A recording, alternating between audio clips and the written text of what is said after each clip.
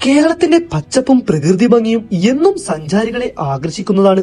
എന്നാൽ ആ ഭംഗിക്കപ്പുറം യുക്തിക്കും ശാസ്ത്രത്തിനും അപ്പുറം നിൽക്കുന്ന ചില നിഗൂഢതകൾ നമ്മുടെ ഈ കൊച്ചു കേരളത്തിൽ ഒളിഞ്ഞുകിടപ്പുണ്ട്.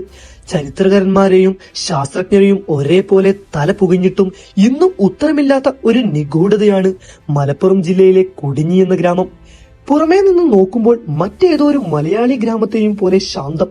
എന്നാൽ ഈ ഗ്രാമത്തിന്റെ അതിർത്തിക്കുള്ളിൽ കടന്നാൽ നിങ്ങൾ കാണുന്ന കാഴ്ചകൾ നിങ്ങളെ അത്ഭുതപ്പെടുത്തും.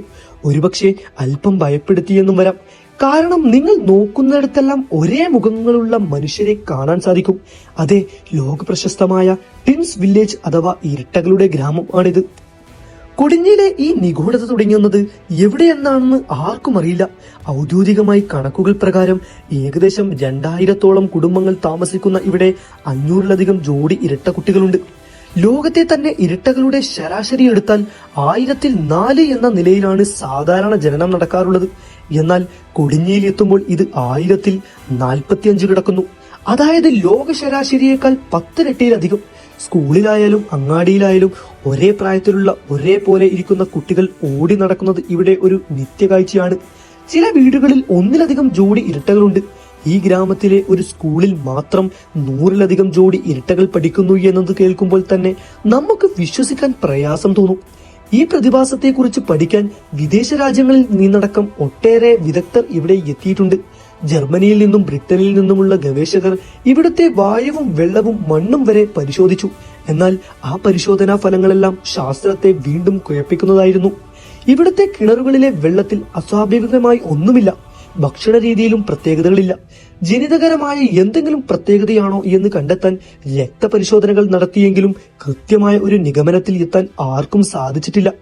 സാധാരണയായി ഇരട്ടക്കുട്ടികൾ ജനിക്കുന്നത് അമ്മമാരുടെ ജനിതക പ്രത്യേകത കൊണ്ടോ അല്ലെങ്കിൽ ചികിത്സയുടെ ഭാഗമായോ ഒക്കെയാണ്.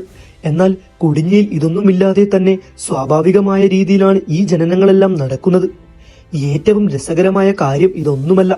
ഈ ഗ്രാമത്തിൽ നിന്നും വിവാഹം കഴിച്ച് ദൂരദേശങ്ങളിലേക്ക് പോകുന്ന പെൺകുട്ടികൾക്കും ഇരട്ടക്കുട്ടികൾ ജനിക്കുന്നു എന്നതാണ്.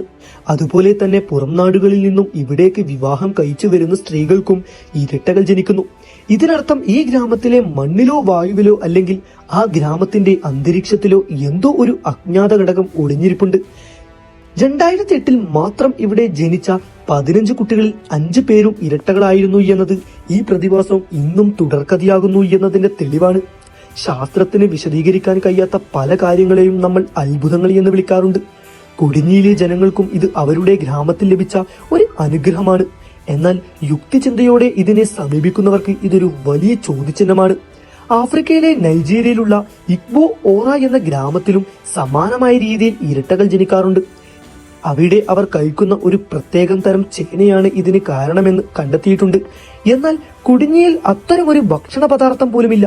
കാലം ഇത്രയേറെ പുരോഗമിച്ചിട്ടും അത്യാധുനികമായ ലാബുകൾ ഉണ്ടായിട്ടും എന്തുകൊണ്ടാണ് ഈ ഗ്രാമത്തിന്റെ രഹസ്യം മാത്രം നമുക്ക് കണ്ടെത്താൻ കഴിയുന്നില്ല? കാണുന്ന കാഴ്ചകളെക്കാൾ വലുതാണ് ഇവിടെ കേൾക്കാത്ത രഹസ്യങ്ങൾ.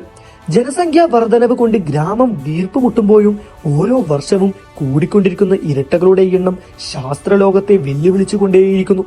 ഒരുപക്ഷെ നമ്മുടെ ചിന്തകൾക്ക് അപ്പുറമുള്ള മറ്റേതോ പ്രപഞ്ച രഹസ്യമായിരിക്കാം ഇതിനു പിന്നിൽ.